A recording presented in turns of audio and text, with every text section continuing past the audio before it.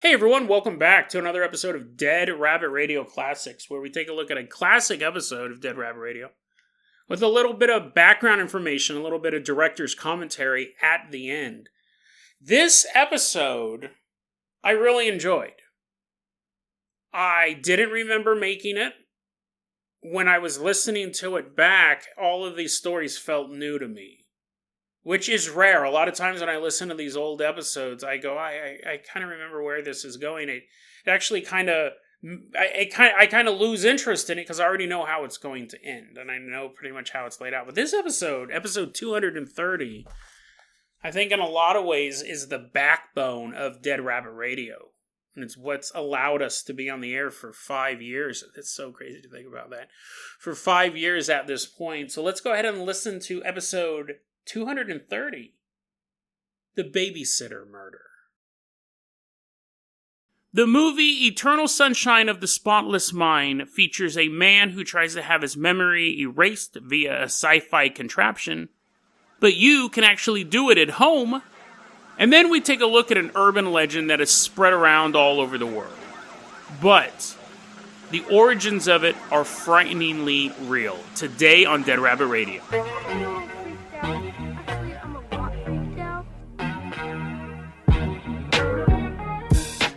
Hey everyone, welcome back to another episode of Dead Rabbit Radio. I'm your host, Jason Carpenter. I'm having a great day. I hope you're having a great day too. Don't have a lot of time to record this episode. I actually have to go do some grocery shopping for one of my jobs. Have to run out, go do grocery shopping, then run off to another job, and then come back to this other job. It is the plight of someone who works 3 part-time jobs, but what are you going to do? And I got to put out a daily podcast, so you just kind of got to bite down. It didn't help that I spent the last half hour listening to Kimbra songs. I've never really listened to her before. I've always thought she was pretty cute. She was in that Gautier song. And I was like, oh, she actually has some pretty good music. So I've been getting all that. I walk a lot, so I need as much music as I can. So I was listening to a bunch of her songs and downloading them and all that. But anyway, so for the rest of the day, I'll be listening to Kimbra and walking around doing grocery shopping, running errands, and so on and so forth. But before I do all that, I got to cover 2 stories for you guys. So the first story we're going to look at, I said in the intro, so there's that movie called Eternal Sunshine of the Spotless Mind starring Jim Carrey and Kate Winslet, and I think Frodo was in it too.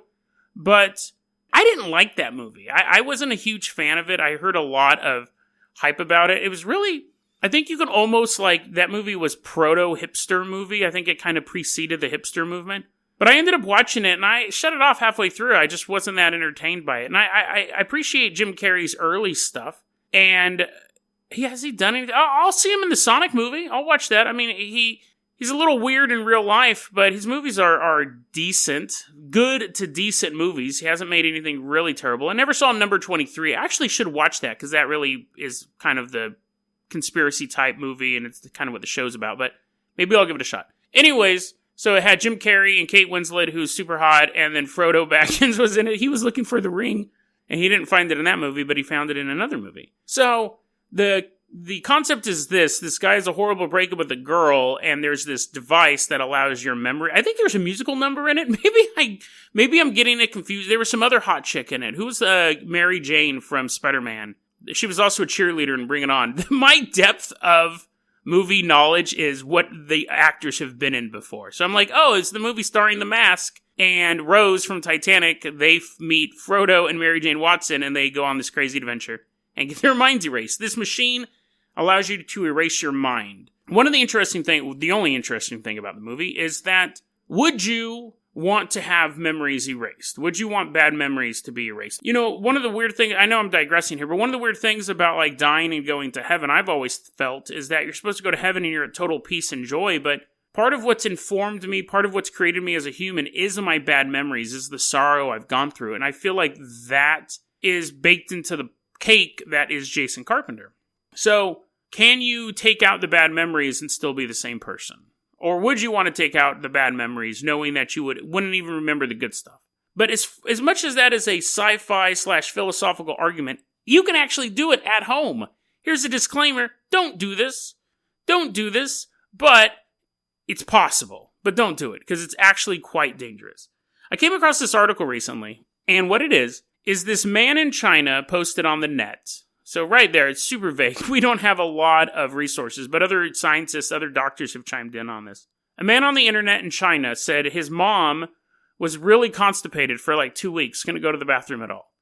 And then one time she went into the bathroom, and she was in there for a long time, and she finally had a bowel movement.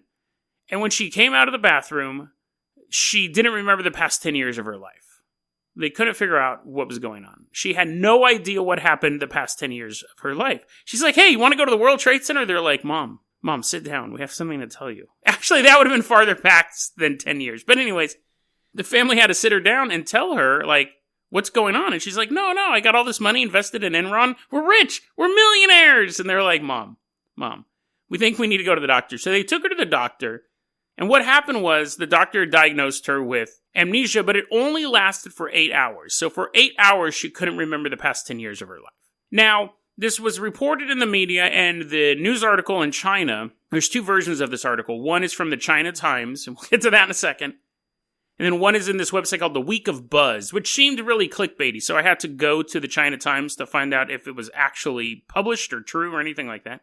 And in the China Times, they quoted this neurosurgeon who says, yes, it is possible, because when you're having a big bowel movement, you can actually start to cut off blood flow to your jugular vein, which will interfere with your brain, which you're not getting enough blood flow to your brain, so it will begin to wipe out memories if the bowel movement is big enough. So yes, it is possible, and it does happen. It's not incredibly common, but it does happen. I had a cousin one day who...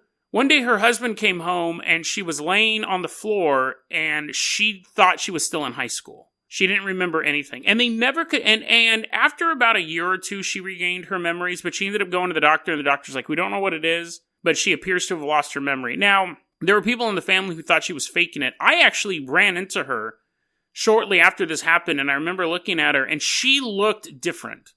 There was something about her eyes. I don't think she's faking it, because just by looking in her eyes, you could tell there was something different about her. Now, she might have just suffered mild brain damage. She may have made the whole thing up, but I think she probably did suffer some mild brain damage, and she actually did lose her memory. But I don't know if she was super constipated before that. They just found her on the floor.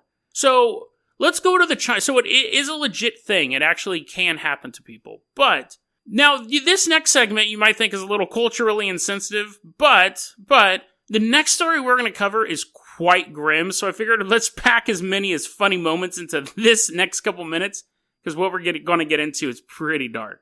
So I go to the China Times. Now, I have to run the translate option, obviously, because I don't speak Chinese. Now, I actually do have a lot of Chinese members of my family. A lot of members of my family, my stepmom and my stepbrother and sisters and stuff like that, are Chinese. Step-grandpa, all that stuff. Are there such a thing as a step-grandpa, or at a certain point you just go, it's my grandpa? But anyways, I have a lot of family members who are from China. So I don't speak Chinese myself. They probably could. But the translation errors when I'm running this translate, and I don't get these a lot when I'm running translation from English to like on Spanish websites, which I have to go to a lot. There's some great gems here. Again, you might go, Jason, that's kind of rude, but we're going to get into some dark stuff. The headline of the China Times article. So for comparison, this is the headline of the World Buzz article. Woman loses 10 years of memories after she pooped with excessive force. I'm like, it's very clicky, very clickbaity. And I was like, it's an interesting story for the podcast. Go to China Times. Here's the headline. Constipation. The toilet came out and lost 10 years of memory. Now, other than it grammatically being incorrect, the toilet didn't lose memory and the toilet didn't come out. Quite an odd phrasing for it. You poop and another toilet comes out, and then you poop into that toilet and another smaller toilet comes out.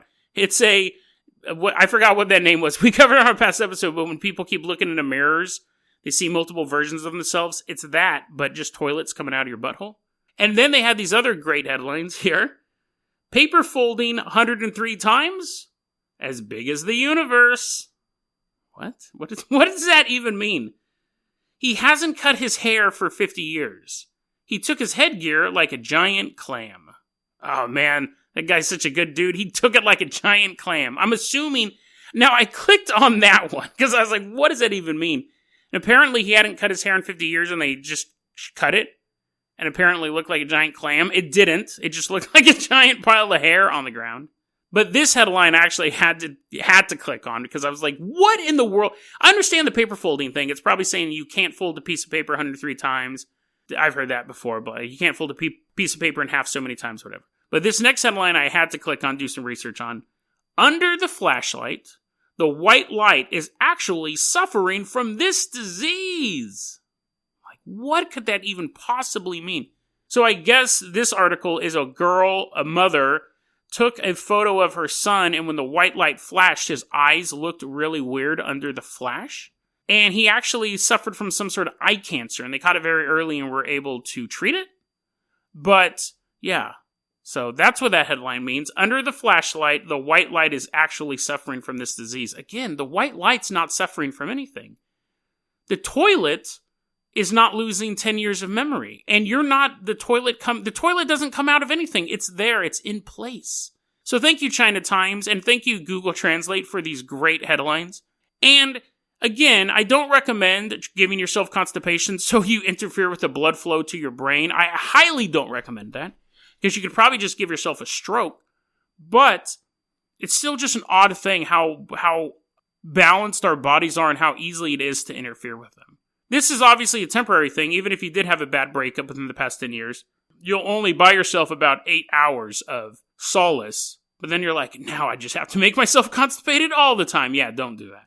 Don't do that at all. I actually don't even know how Eternal Sunshine ended. I don't know if he decided to remember her or not. I just gave up halfway through the movie. I'm pretty sure there's a musical number, though. I'm almost pretty sure there's a musical number with Kirsten Dunst. That was it. Dude, if you want to watch a great movie, Melancholy. I know there's a lot of people who aren't big fans of Lars von Trier, but, ooh, that movie's great. And I know why people aren't good fans of his, because he made all those Nazi jokes during a press conference, and he's just cracking these jokes about Hitler, and Kirsten Dunst, star of Bring It On and the Spider-Man franchise, is sitting next to him, and she's like, oh my god. And he's cracking jokes about Hitler and Nazis in front of a bunch of posh film critics. But Lars von Trier, Melancholia, that was the name of the movie. The first half of the movie is an examination of a young woman's descent into depression. Kirsten Dunst has a nude scene in it as well, if you're not into the depression angle. The second half of the movie is one of the best end-of-the-world sci-fi films ever. Top 5. I would honestly say ever. Because it just shows the futility of mankind in the face of the entire universe. And I remember reading an article about Melancholia, and Lars von Trier goes, that's one of my least favorite movies. It's one of my least favorite movies. One, because I was going through terrible depression while I was watching it. Hence the point of the movie. And he goes, 2, it's too good. He goes, I like my movies to have lots of flaws in them. I like my movies to have mistakes in them. He goes, and I used a lot of tripods in this film, and I just don't like the way it came out. Beautiful movie. Very, very tragic film. And I've told people too, just skip the first hour if you're not into the examination of depression and loss. And I don't even think she loses anything. I think she's just going through a chemical depression. Yeah, I go, if you're not into that, the first hour is pretty slow. I loved it, but I love all of his stuff. And this is my last thing I'm going to talk about this. Lars von Trier is great because he is he's like an art house movie maker who takes schlocky genres. And he's done that. He's done that with his past. I wouldn't say past 2 movies, but Melancholia and Antichrist are both. Antichrist is a cabin in the woods horror movie made by an artistic genius. A lot of people don't like the way he portrays women either, and I totally get that. But it is a art house take on a straight to DVD horror movie. It's brilliant. It's a man and a woman in a cabin in the woods. Absolutely terrifying film. Very, very grotesque. William Dafoe was in that one. I love that movie. And then Melancholia is basically Armageddon made by an amazing filmmaker. Not whoever made Armageddon. I think that might have been Michael Bay or Jerry Bruckheimer. But he picks these genres that normally aren't touched by the artsy community and makes these crazy films. I would love to see him do an action film. I would love to see him get Scott Adkins and Jean-Claude Van Damme and do an artistic take on a action film. Actually, his last movie was The House That Jack Built, which I haven't seen yet, but it is a serial killer film done in an art house way. I've seen clips from it, and it's quite ridiculous, but it's that same type of thing. So hats off to you, Lars von Trier, and hats off to my audience, half of my audience that left because they absolutely hate that person. But I like him. Dogville, great movie. So anyways, let's go ahead and move on. Dogville's amazing, actually. But let's go ahead and move on. I never saw the sequel. Let's go ahead and move on to our next story. So there is this old urban legend. It's probably one of the biggest urban legends, really. You have Bloody Mary, which is probably the top one. But the second urban legend is the babysitter in the house. And the story is this. She's at home babysitting the kid. There's a lot of versions of this, but really the main one that I always heard was there's a babysitter at home babysitting 2 kids. A kid, whatever. It doesn't matter how many kids there are. They're basically cannon fodder for this story. And this babysitter is in this house, and she's getting crank calls to her phone, and then she calls up the police, and she says, can you track the phone call? And then the cops call her back and say, we tracked the phone call's coming from within the house. And then the version I heard was then she went, this totally disturbed me as a kid. I think I first heard this when I was like 8 or 9. The babysitter then goes upstairs, and the kids are all chopped up, and I remember being specifically told their faces looked like SpaghettiOs, and that really disturbed me because I loved SpaghettiOs, and it really creeped me out because it took something that I enjoyed eating, and for the longest time when I looked at a bowl of SpaghettiOs, I just would see like chopped up people. Because SpaghettiOs, not just SpaghettiOs, but SpaghettiOs with hot dogs in them is very specific. Now, of course, you could not ever chop up a human body and make it look like SpaghettiOs with hot dogs in them. But totally creeped me out. Now, that version of the story where the cops are tracing the phone call back and it's inside the house, we've heard all sorts of versions of that. But basically the idea is the killer is in the house with the babysitter. We don't always get the traced phone call, but that's a common theme. Now, the story we're going to cover is actually something I had never heard of until about 2 or 3 weeks ago. And it's very, very chilling. Very chilling story. So, we're going back in time. We're going back to the year 1950. We're in the city of Columbia, Missouri, and it's March 18th. There is a young babysitter. This is a 100% true story. There's a young babysitter named Janet Christman, and she's 13 years old. She turns 14 in 3 days. So you guys can already kind of know where this is going. You guys want to tune in tomorrow? It's totally fine. Janet is 13. She turns 14 in 3 days. She's trying to save up money to get a new dress for Easter. And she generally babysits for 2 different families. She babysits for the Romacks, and she babysits for the Mullers. So this particular night, the Mullers and the Romacks and a couple other families are going to go hang out and play cards. And Janet picks the job to go to the Romacks' house. And the Mullers had to find another babysitter. And she's at the Romacks' house, and they said, okay, listen, here's the thing. We have this little 3-year-old boy named Gregory. We want you to take care of him. And she's like, I know how to do my job, guys. Don't. They're like, no, we're just adding details. We're adding details for the story. And she's like, that's weird. Details for who? So they say our little son Gregory's 3 years old. The house is kind of in the middle of nowhere. But let me show you some stuff. So Ed Romack, the dad of the Romacks, says, here's my shotgun. Again, this is 1950s, so you would have no problem handing a shotgun to a 13-year-old girl. He showed her how to load it, unload it, and said, keep it by the door. If anyone knocks on the door, anyone at all, you lock the door, you turn on the porch light. Do not open the door for anybody. Puts the shotgun by the door, pats her on the head, says goodbye to his son. The Romacks leave. That night, a massive rainstorm hits the area.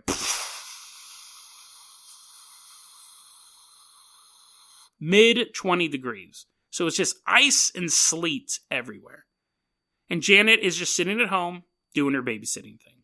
Now, at 10:35, the police station in Columbia gets a phone call. Phone rings. Columbia police, and they just hear a young girl go, come quick! And the phone line goes dead. Cop's sitting there, looking out the window, seeing the rain and the ice, the wind, whip across the street outside the police station. And the officer just sits there waiting for another phone call. They can't trace the phone call. I don't even know if they had the ability to trace phone calls back then, but the phone call was so short, with no information, they just had to hope they get another phone call.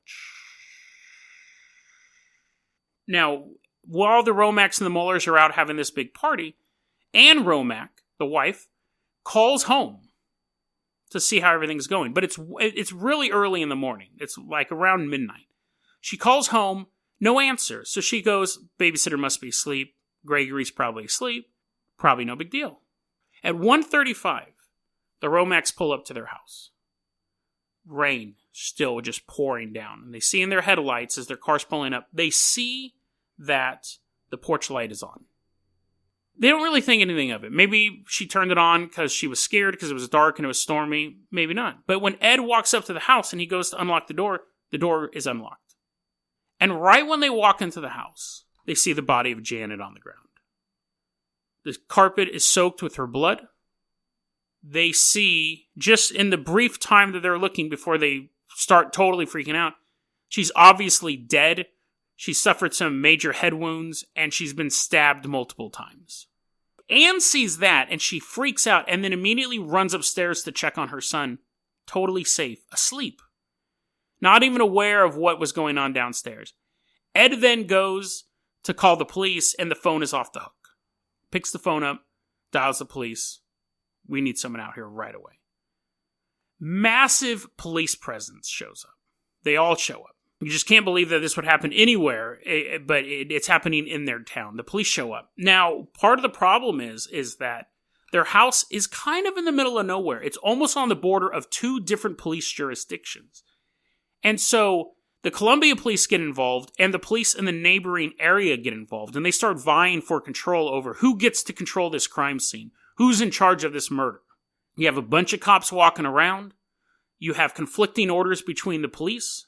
All sorts of stuff. And that is kind of indicative of what's going to happen with this. This is what they start to put together. She seemed to have been stabbed with a mechanical pencil. She was strangled with a power cord from an iron. That's what eventually did her in. But she was pummeled in the head. She was stabbed multiple times with what appears to be a mechanical pencil, which weren't super common back then. They're not even super common now. They actually quite suck. I've never seen the advantage of a mechanical pencil. But she suffered head wounds, she suffered stab wounds. Unfortunately, she had been sexually assaulted as well. The police are fighting over control of the crime scene. They're fighting for control of the case. And they're looking into this, and they don't have any immediate leads. There is a back window that is busted open. And there's some mud by, like, the back kitchen door. And so some cops are saying someone must have busted their way into the house. Got in, assaulted her, killed her. Other people are saying the fact that the porch light is on makes us think that someone came to the front door. And since the door was unlocked, it was probably somebody she knew. But in the midst of all this, as they're trying to work this crime scene, trying to work this case, eventually, one of the officers turns to someone else and says, "Do you think this is related to the Mary Lou Jenkins case?" 4 years earlier, February 5th, 1946, Mary Lou Jenkins, 20 years old. She was staying at home alone. Her father was out of town, and her mother was down the street taking care of an elderly couple. This is in the same town. The mom says, "Listen, if you run into any problems, open the shades, turn the light on, and call me." Later that night, the mom looks out the window. She's in the house with the elderly people. She looks out the window. She looks down the street, and she sees her house with the blinds open and the light on, but she didn't receive a phone call, so she thinks everything is fine. That seems like a weird warning system if you only... Of all three things have to happen.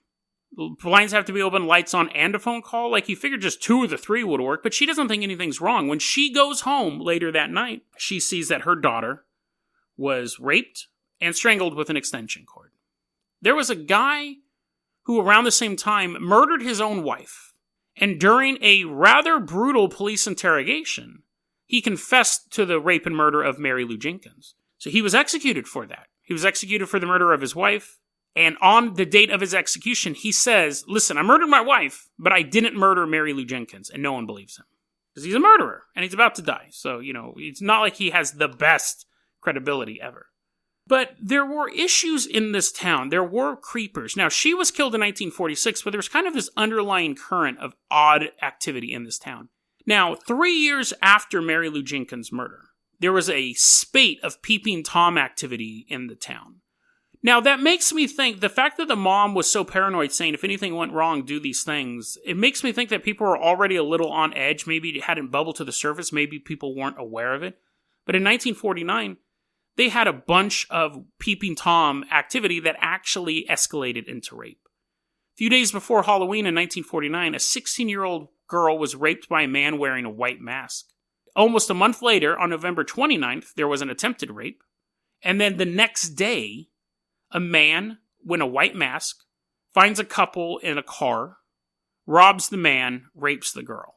So then a couple days later, on November 4th, a man was caught peeping outside of a house. He was subject to a rather brutal police interrogation, and he confesses to the rape and the attempted rape. Doesn't confess to the rape of the couple, but confesses to the rape and the attempted rape that happened just a couple months earlier.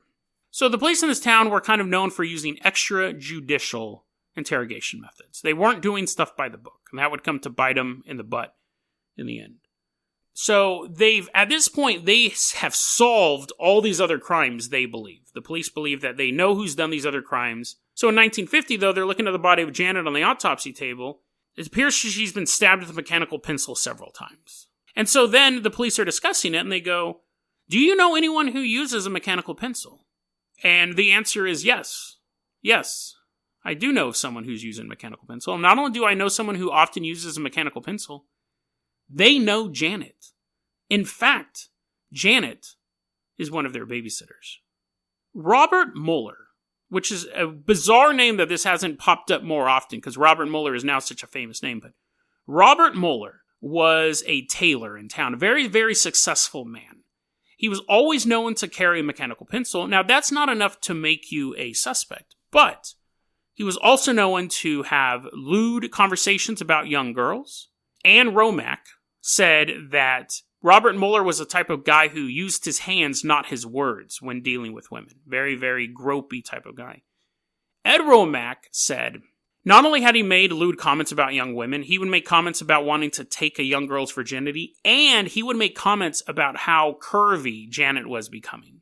The kind of comments that were making Ed a little nervous, which makes me think that when Ed was saying, don't open the door for anyone, and here's where the shotgun is, almost makes me think he is saying, don't even open it for Robert Mueller. Just leave the door locked. Even if you know him, just leave it locked, turn the porch light on. But they're all out at a card game together. So Robert Mueller has a perfect alibi, right?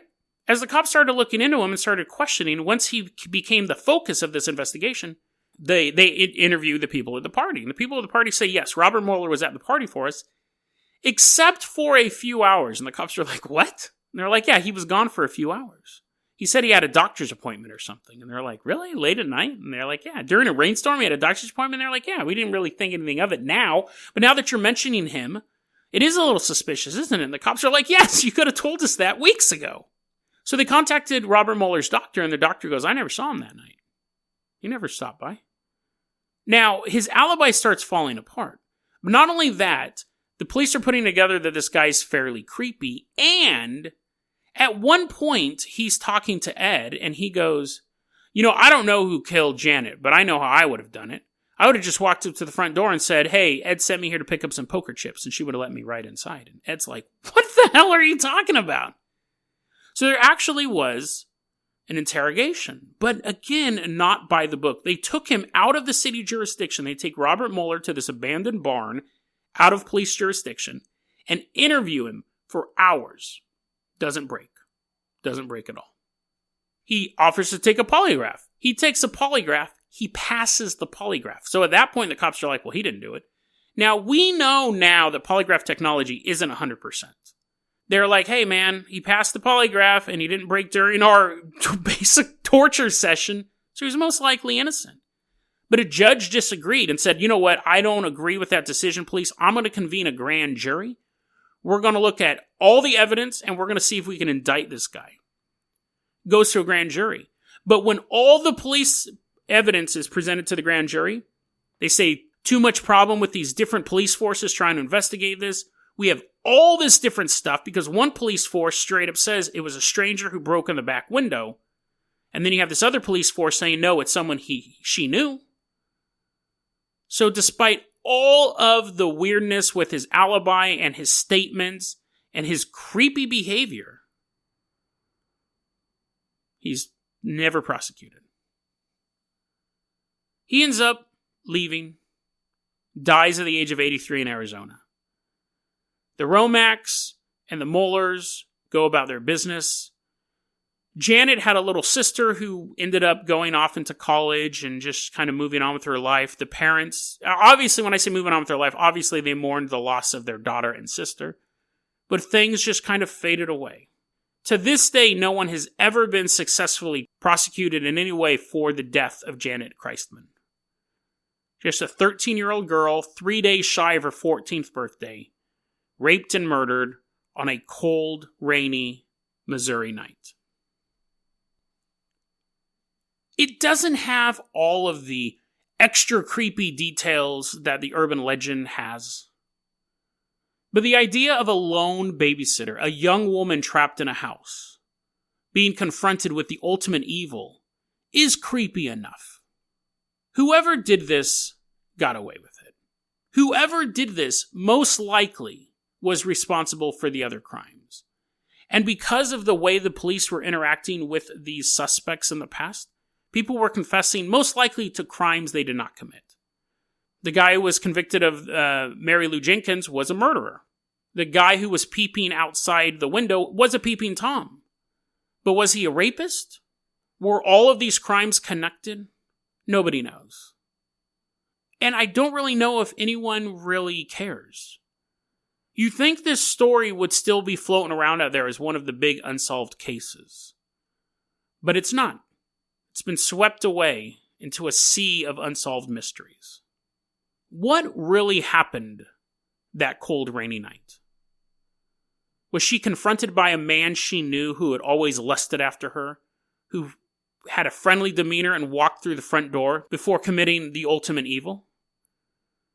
Or was it a stranger skulking about the house who saw a young girl alone and decided to do something truly despicable?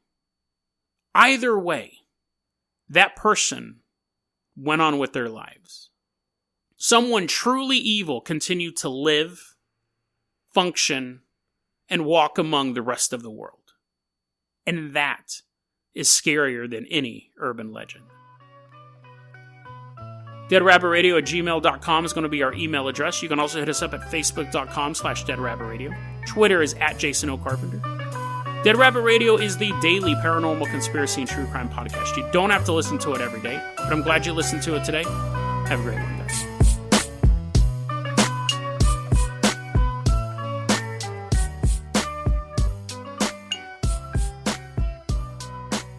Okay, I'm sure you guys are like, wow, that was a grim one for a Dead Rabbit Radio Classics. That was quite intense. And, you know, what's interesting about... I love this episode. And this is what I dub a workhorse episode. It's not one of the flashy ones. It's not off the conspiracy theory iceberg. It's not remembered for being like a super funny episode or having a new character introduced. It's not a meme episode like Monkeys Don't Exist. But without episodes like this, there would be no Dead Rabbit Radio. I know that people, like, I get complaints about the show. Usually they're good-natured complaints, right? It's positive feedback. It's negative feedback, but given in a positive way. The number one complaint I get about the show is they don't enjoy the humor. People don't enjoy the humor. Humor is so subjective. I totally understand that. People don't like the tone of my voice. Totally fine. There's tons of other podcasts out there for you that cover similar topics. But it's interesting because this show is judged not simply as a podcast, but as a YouTube show as well. So I'm not just compared against Mysterious Universe, Mysterious Radio, Last Podcast on the Left, these big paranormal podcasts. I'm also compared to Nexpo and Windy Goon and Beyond Creepy and these paranormal YouTubers. And it's interesting because podcasts generally, they're putting out something every week. Very rarely are they doing it every day. Me and Weird Darkness are the only people who do daily paranormal podcasts. They have a fixed schedule. Podcasts have a fixed schedule. YouTube doesn't. Wendy Goon can spend a month or two, or even longer, crafting together a video essay. And what's super interesting about Dead Rabbit Radio is because we are judged against both genres, right? YouTube and podcasts, I will get people who are more used to the YouTube model wanting deeper dives into topics. And there's nothing wrong with that. There's nothing wrong with that. There's a huge market for it. As I'm recording this, Wendy Goon just dropped a hour and a half long, I think it was, video on the Yuba County 5. And it got 1 million hits in the first day. 1 million views on the first day. Fantastic. Congratulations, Wendy Goon. There's a huge audience for that, which video editing and stuff like that, I'm not into that. I mean, I'd love to be. I don't have the time or the tools to do that. I have to put a show out every single day. And I chose to do that, right? That was no one showed up with a gun, put it in my mouth 5 years ago and said, do a show 5 days a week. That was a decision I made. I knew if I did it once a week, the show would last 7 episodes. I would lose interest. So I decided to do it once a day, daily paranormal podcast. But to do that, you need to have not filler episodes. Because I think this episode stands up against so many other episodes we would think of as classics. It might not be as funny, but this does the same thing. Well, the first story is kind of a viral story. It's about a woman who was so constipated she lost her memory. And I had no memory myself. I was going to the bathroom when I was listening to it. It raced my mind. I had no memory of where the story was going or anything like it. It was viral at the moment. But it was a funny story. It involved poop. So of course I was going to tell it. But the second story, the story of the Babysitter Murder, what an amazing true crime story that nobody is covering. This episode was episode 230. We're talking almost 800 episodes ago. This story is still completely obscure. So it's not like I'm doing filler episodes or I was like, on today's episode, we're going to talk about the Grimace Shake. On tomorrow's episode, we're going to talk about Slender Man, because I can't find anything else to cover, so I'm covering just stuff everyone kind of knows, episodes that I can do in my sleep. No. I'm still going out there and finding obscure stuff, because to me, that's the draw of Dead Rabbit Radio. You may not like the humor, you may not like the sound of my voice, but I can guarantee you, if you listen to an episode of Dead Rabbit Radio, you're going to hear something you've never heard before. Whether you're new to the paranormal world, or you've been researching it for 20, 30, 40 years, you can listen to a random episode of Dead Rabbit Radio and you're going to hear a super bizarre topic. You're going to be like, I've never heard that story before. I love true crime, and yet I never heard of the story about this babysitter who was killed. And the way, I'm not going to pat myself on the back for the way that I told it, but I liked that I wasn't funny, right? I wasn't trying to crack jokes. I think I did a good job building the mood. The story itself is the star. It is so tragic. And the fact that this murder was never solved, and again, when I'm listening to it, I recorded this episode years ago. As I was listening to it, I was like, I don't remember how this ends. Do they catch the guy? Like, I don't remember. And they didn't. He ended up, like, just dying in his trailer. He moved to another state or something like that, and then passed away of old age or whatever. I was like, oh, dude, this story is insane. And I had come across it randomly. I don't remember exactly. I assume, because I just read for hours a day, looking for stuff online, trying to find stories to keep it going. And again, it's not I don't think they're filler episodes. To me, they're the workhorse episodes. They're the ones that are keeping the circus running. So when a story falls in my lap, something crazy happens, I find this Hans-level character, we cover that story. But, I mean, imagine if I had to wait for those stories. We would be putting out an episode once a month. Hey everyone, I got a story. We're going to do a story about this guy who invented the yawn machine. It's hilarious. And we would cover that. And then it would be nothing until I found the next story like that. I need these stories, these workhorse stories, to keep everything moving. So when we find the Hans episode, it's hilarious and it's a meme and we make stickers about it and we reference it for the next couple of years. I've never been like, hey, everyone, remember the Babysitter Murder? Got a shirt? Oh, that was another thing. I remember vividly when I was researching this story, like as I was listening to it, I was like, oh, I remember that. I went to that website and I was reading. This happens every once in a while. I'm scrolling through this website, reading this story, and I keep scrolling up. I keep scrolling down or up, whichever way it works. Boomer computer user here. And then it cut to, like, as you're just on the scroll, you see the photo of a dead 12, 13-year-old. Like, they took a photo of the crime scene. And I read a lot of true crime. I've seen a lot of people die in real life and, in video footage, photos of dead bodies and stuff like that. It's still, I wasn't prepared. Like, I was late at night, I was researching it. Back when these episodes were recorded, I was finding stories that week to cover that week. Now I have this huge system in place where I kind of pick and choose stories that I've researched for weeks. Not that I spent a week researching the story, but I'll find a story on a Tuesday, and then 2 weeks later I may end up covering it. So it allows me to kind of percolate it. It kind of allows me to match stories together. Because, see, this episode, it's a workhorse episode. I love the mystery of the Babysitter Murder. I honestly wish more true crime YouTube and podcasts would cover this story. Maybe we'd get more eyes on it. Maybe we could finally solve the mystery. But episodes like this also highlight a little bit of the weakness of Dead Rabbit Radio. Is you don't know what you're getting. Yes, you're going to hear something that you've probably never heard before. Every so often I will cover a viral story like this poop story, because of course, right? But when you start an episode of Dead Rabbit Radio, you do not know what it entails. It starts off with a story about a mom who loses her memory and then ends with the story of a teenage girl who loses her life brutally. And all the jokes stop basically 15 minutes into it. And then the rest of it is this really scary true crime story. See, to me, I love that. I love not knowing what I'm going to get. I will watch movies with no idea what it's about.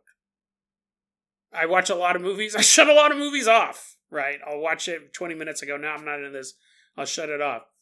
But I like the idea of kind of not knowing. I kind of do, obviously the intro in the episode does let you know what this episode's going to be. And I have that intro because let's say you're not a fan of UFOs.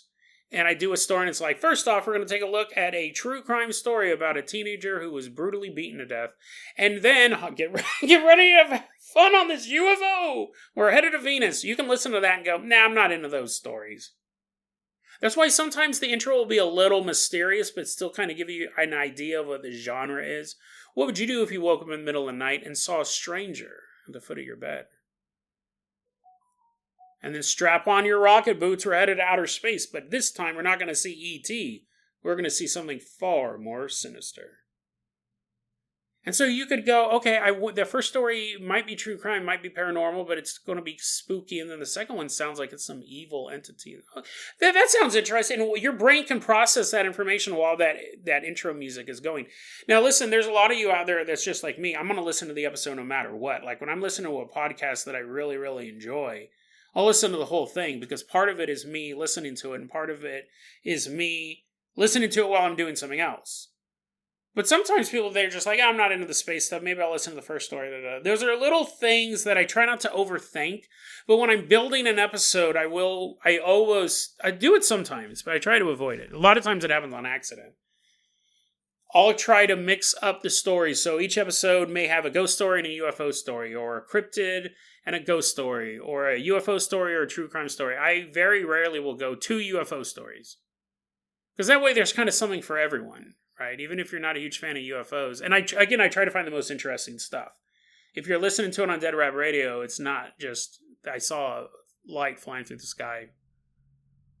Usually somebody's dog is getting killed, or their house is getting broken into by an alien, or it's an invasion or something like that. I think I've earned your guys' trust at a certain point. However, the weakness is that you don't know what you're getting into. You can sit down and listen to the first half of a funny episode about poop, and then a very brutal and very real true crime story that does not have a happy ending. I find that fascinating. I really enjoy that aspect of Dead Rabbit Radio, but I also know it probably turns some people off because you don't know. You just don't know. But again, I think I've earned, like, if you're a regular listener of the show, I think I've earned your trust to a point that you're like, even if I'm not a fan of true crime, the story Jason's going to tell me about true crime is going to be absolutely bizarre. It's not just going to be a serial killer. It's going to be a serial killer. What was that one story we did? It just popped in my head about the guy in Russia who was just robbing pharmacies. And he was like, you did this to me. And he was like, and I said, maybe he's some secret laboratory rat. Some human, because he had like his face was like covered in boils and stuff like that. Super weird. He would only rob this particular type of pharmacy. I'll see if I can find that episode, put it in the show notes. But if I'm doing a true crime story, a UFO story, ghost story, cryptid story, whatever, is even if you don't like it, you've never heard anything like it before. It's gonna be weird. But overall, I really love this story. These are the backbone of Dead Rabbit Radio, these types of episodes. They don't get all the love that the meme episodes do. And the meme episodes are great too, right? I don't want to sound like I'm patting myself on the back too much. I'm saying that I could wait for the great episodes, the great stories, and only cover those on occasion. And see, that's what I would do if I strictly had a YouTube channel. If I was a video YouTube channel, I most likely want to be doing daily content. But because the show is popular on YouTube, well, popular with an asterisk, it doesn't look like a lot of people listen to it. But I leave that view count up there. I don't like hiding numbers. I leave my Patreon amount I get from the Patreon. I leave my view counts up on the YouTube videos and all that stuff. If I was doing video, if it was a production that I was spending more time with, I would probably just do an episode a month. But I want to be in the trenches. I want to be researching this stuff. I want to find everything. If I just found stuff that was worth breaking out video camera and getting all this lighting and stuff like that, we wouldn't have found stories like this. We never would have covered this story.